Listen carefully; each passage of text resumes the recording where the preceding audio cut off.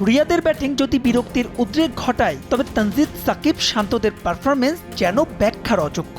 অধিনায়কের মুখে কথার তুবড়ি ফোটে, বাস্তবতা সক্ষমতা ওই অতটুকুই। 15 ম্যাচ ধরে নেই 50। যদিও সংবাদ সম্মেলনে কমে না বাহাদুরি, তাই তো শুধু অধিনায়কত্ব থেকে সরিয়ে দেয়াই নয়, দাবি উঠেছে শান্তকে টি-20 দল থেকেও বাদ দেয়ার।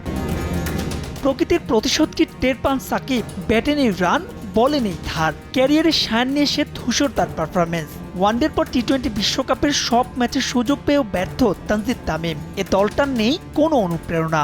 সাকিবরা দম্ভ করে জয়ের শতাংশের হিসেব নিকেশ করতে বসেন, লজ্জাহীন ভাবলে সেন। চোখে তাদের কাঠের চশমা, অথবা নিকুচ করেন না ভক্তদের আবেগের। তাদের দিয়ে হয়নি টেস্ট স্ট্যাটাসের 2 যুগ পরেও, হয়তো হবে না নিকট ভবিষ্যতেও। তাই তো গোটা দলকেই ঠেলে সাজানো এখন সময়ের দাবি কোচিং প্যানেলে অমূল্য পরিবর্তনের, নইলে যে এ অস্বস্তি কাটবে না কখনোই।